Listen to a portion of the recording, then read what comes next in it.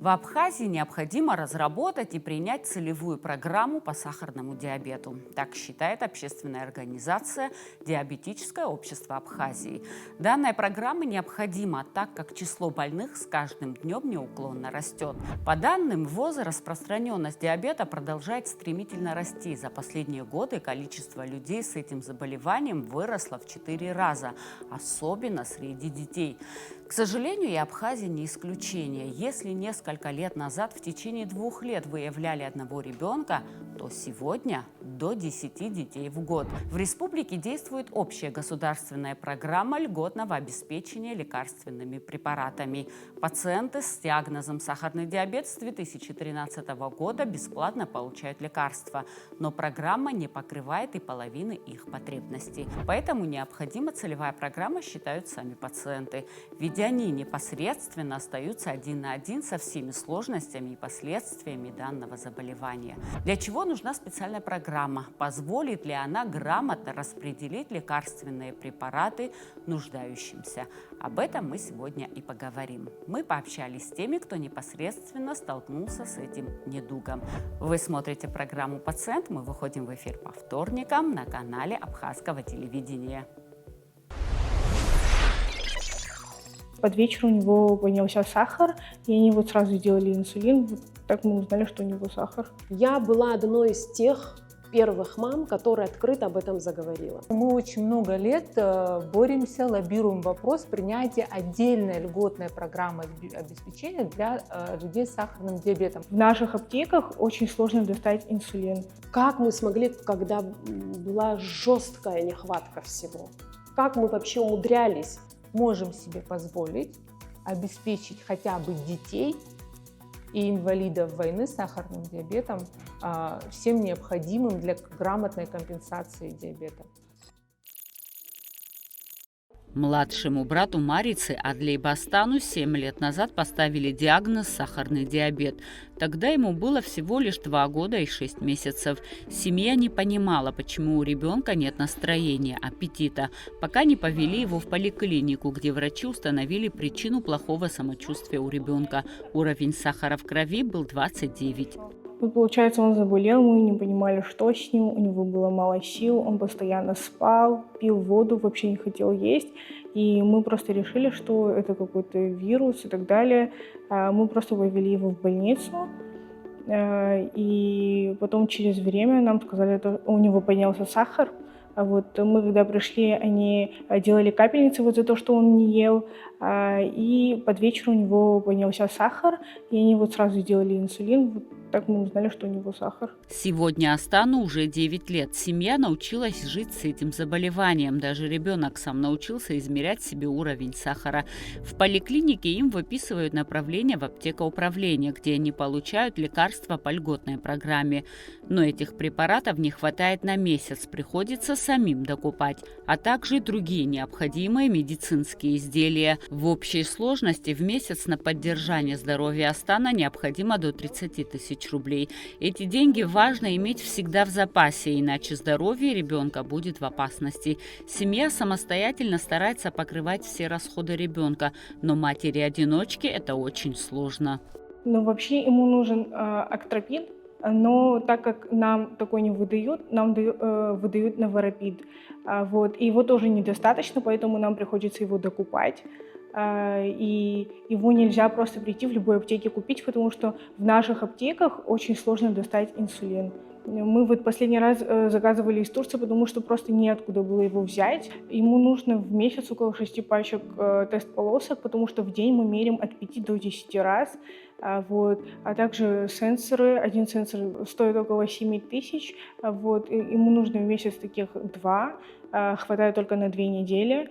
Вот если тест-полоски брать, то одна пачка тест-полосок хватает минимум, максимум на 10 дней. Одна пачка, например, тест-полосок стоит 1500, а таких нужно в месяц 6 пачек. Диктор абхазского телевидения Алиса Шамба столкнулась с этой коварной болезнью. Ее дочери в 1,5 года поставили диагноз сахарный диабет. Тогда, 15 лет назад, было мало информации, не было лекарственных препаратов, различных мониторингов, никакой психологической помощи. Да и специалиста детского эндокринолога в стране не было. Мы буквально остались со своей бедой 1 на 1, вспоминает Алиса. Ей пришлось самой по крупицам добывать информацию, не опускать руки и поддержать здоровье своего ребенка. Часто в обществе бытует мнение, что спекулируют этим. Нет, никогда. Я была одной из тех первых мам, которая открыто об этом заговорила. Не скрывая, не стесняясь, не боясь, потому что сахарный диабет, это не приговор, это не что-то такое страшное, ужасающее. Мы прекрасно живем с этим. Мы танцуем, мы ведем, мы учимся отлично, мы выезжаем на гастроли.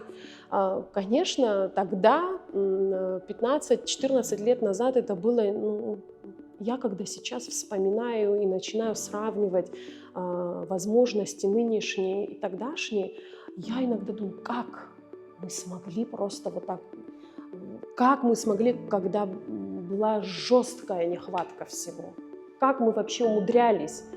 Ребенку в 1,5 года у нас не было никаких мониторингов, датчиков. Это не то, что каждые 2 часа мы настолько боялись лишний раз упустить там каких-то скачков или понижения сахара. Мы каждый час мерили ребенку. А это огромный расход тест-полосок.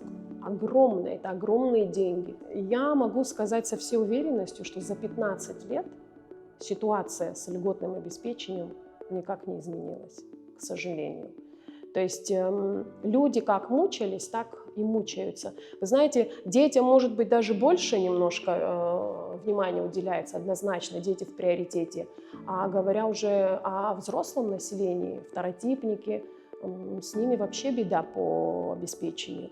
Чтобы оказывать поддержку тем, кто столкнулся с этой тяжелой болезнью, Алиса Шамба с единомышленниками создали общественную организацию «Диабетическое общество Абхазии», которая объединяет тех, кто живет с этой болезнью.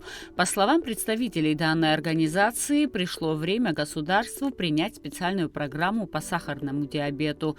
Данная программа для нашей страны крайне необходима, так как количество людей с диагнозом сахарный диабет растет. Наблюдается и прирост детей с этим недугом. Если лет 5 назад у нас выявляли в 2 года одного ребенка с таким заболеванием, то сегодня каждые 3 месяца по одному ребенку. Специальная программа поможет вырастить, насколько это возможно, здоровое поколение, считают ее инициаторы.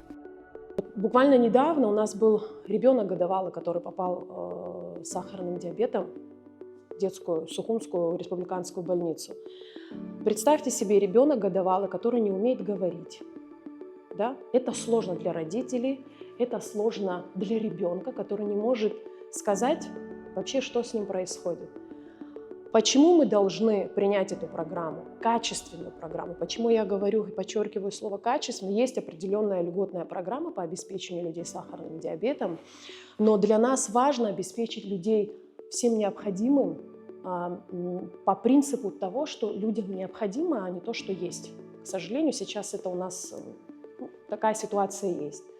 Если мы не будем компенсировать ребенка качественно, правильно, хорошими инсулинами, следить за его сахарами, то ребенок, к сожалению, будут неприятные осложнения, которые впредь еще дольше, еще больше вложений денежных, еще больше сил родителей, государства в том числе. Элементарный препарат от давления высокого, да? Их огромное количество. Кому-то подходит, кому-то не подходит. Точно так же с инсулинами. То есть огромное количество видов инсулина, и их надо подбирать под каждый организм индивидуально.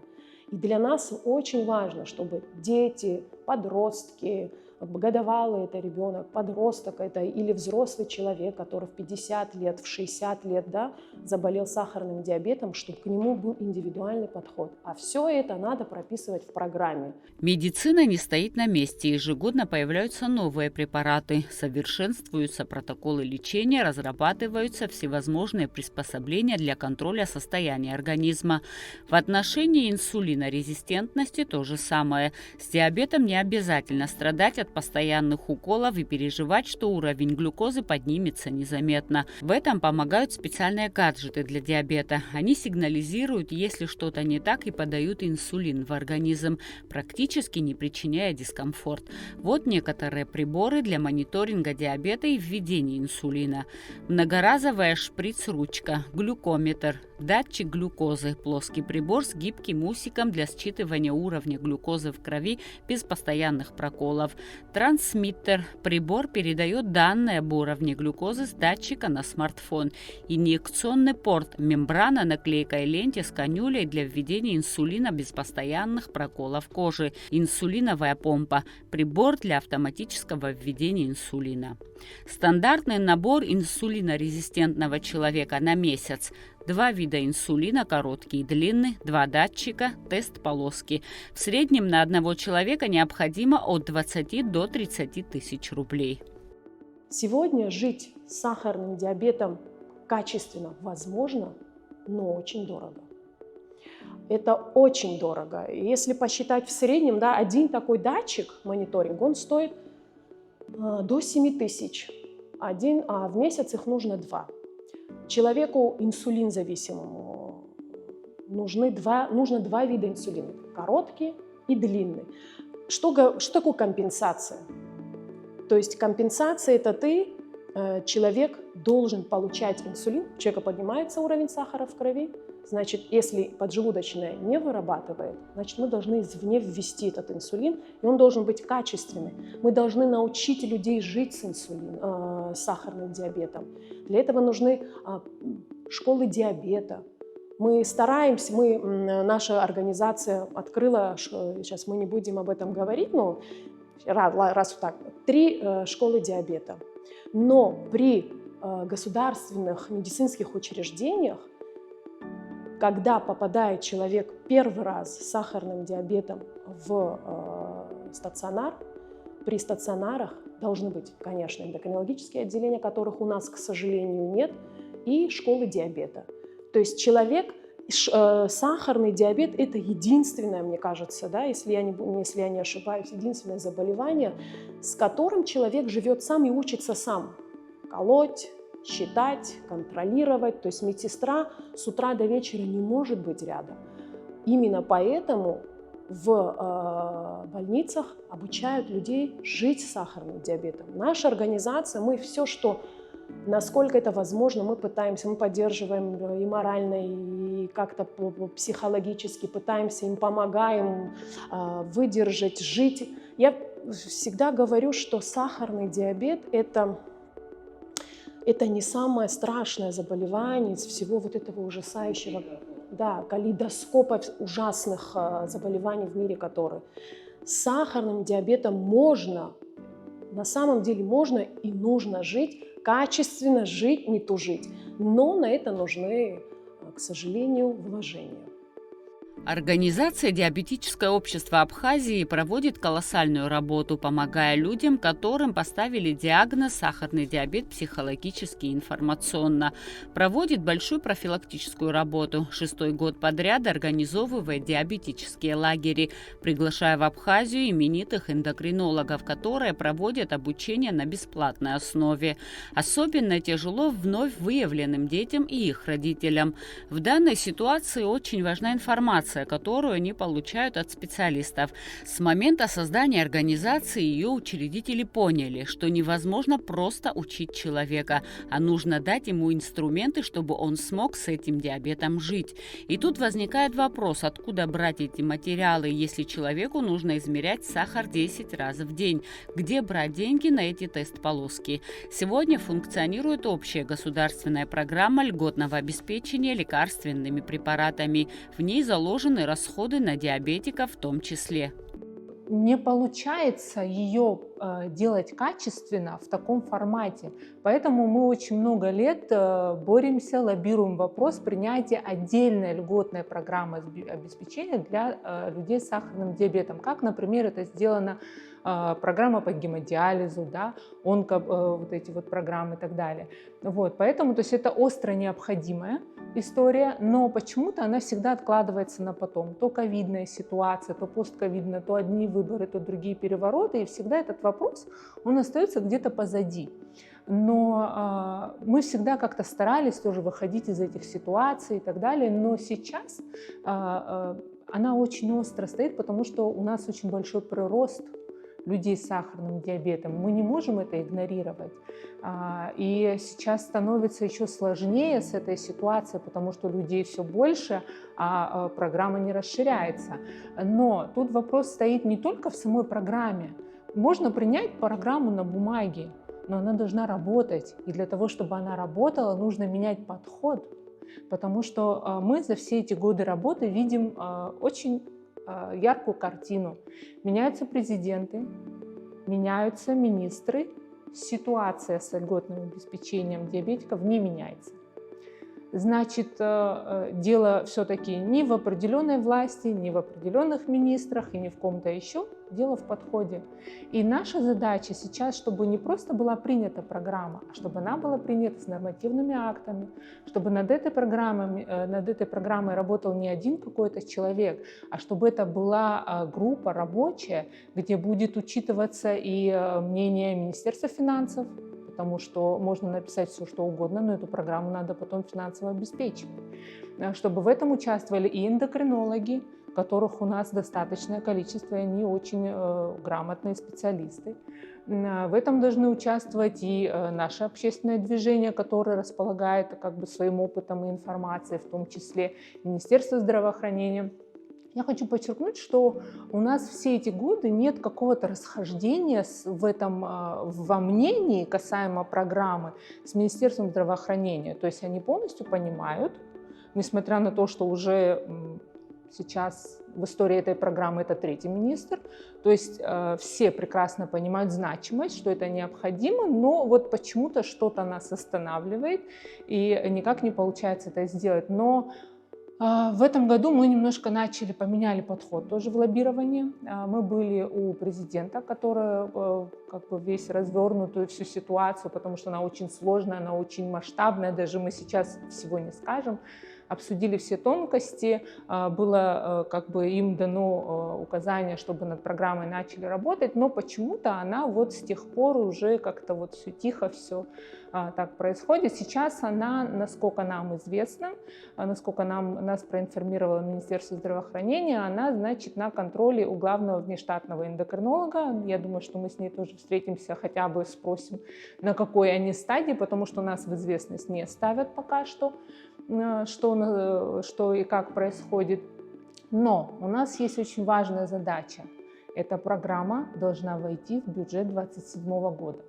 Иначе мы опять весь год будем иметь перебои, будем иметь не те инсулины, которые нам нужны, и не будем иметь вовсе расходников, так как это происходит все эти годы. Если говорить о статистике, то она неутешительная. По официальным данным, на диспансерном учете состоит более 3000 человек. Однако число людей с недиагностированной или скрытой формой заболевания может быть вдвое больше. Детей с сахарным диабетом зарегистрировано около 40. С учетом того, что количество больных растет, есть острая необходимость принять данную программу, считают представители общественной организации. Министерство здравоохранения уже несколько лет работает над вопросом единого реестра. Это такая программа, которая должна быть у каждого эндокринолога, который может вводить полностью всю историю болезни своего пациента, чтобы все было автоматизировано, и его рекомендации по инсулинам, и расходный материал, и так далее, для того, чтобы мы могли посчитать, что нам нужно в итоге закупать. Но почему-то это дело тоже очень-очень медленно продвигается.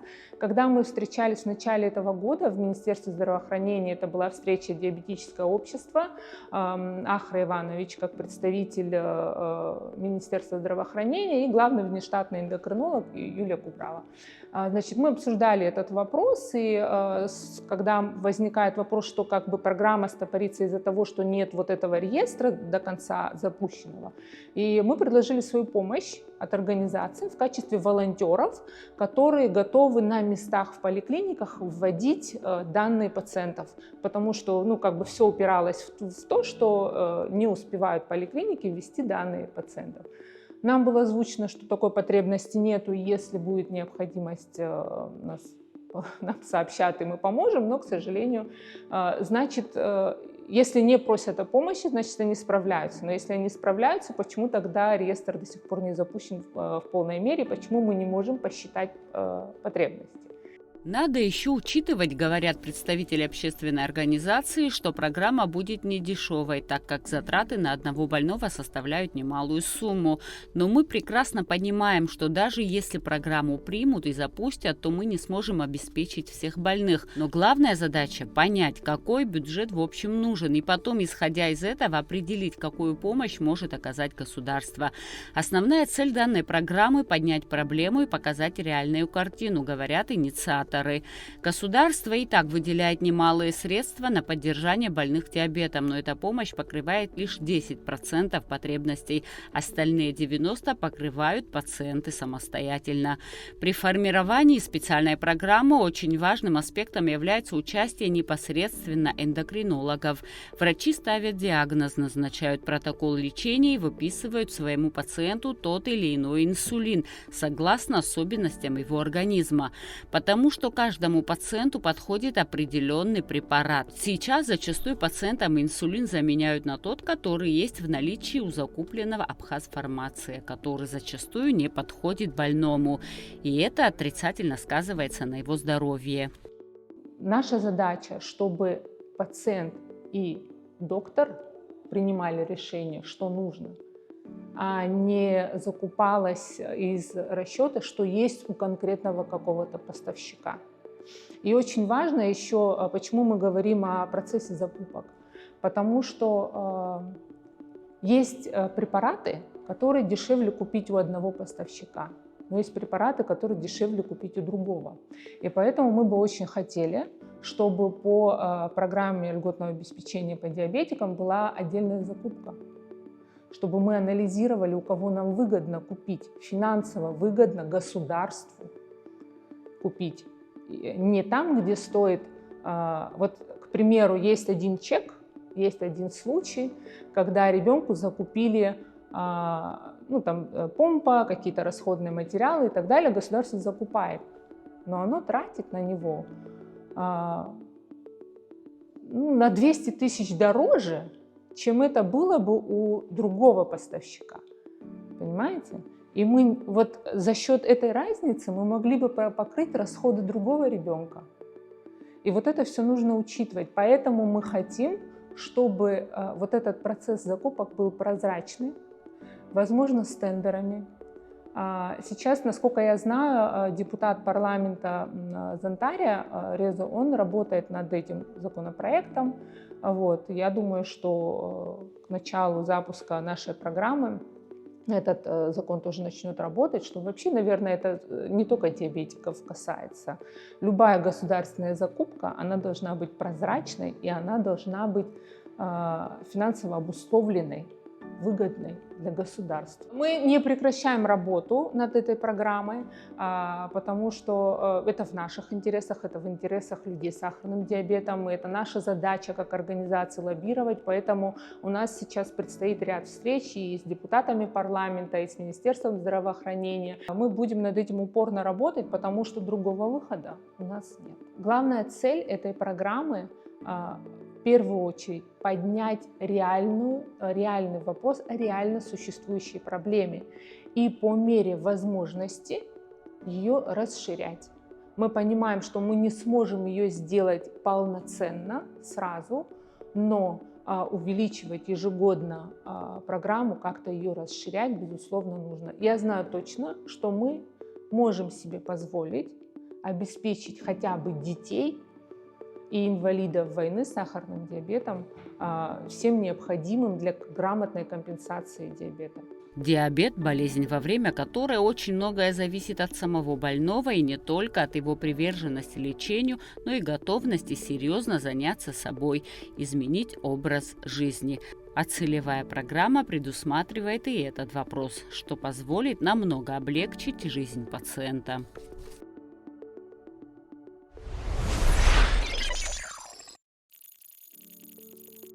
Диабетикам в России, независимо от типа диабета и наличия инвалидности, бесплатно выдают все жизненно важные лекарства, сахаропонижающие препараты, инсулины, а также медицинские изделия. И в Абхазии пора принять подобную программу, которая позволила бы грамотно распределить медикаменты особо нуждающимся. На этом я прощаюсь с вами. Будьте здоровы и до новых встреч!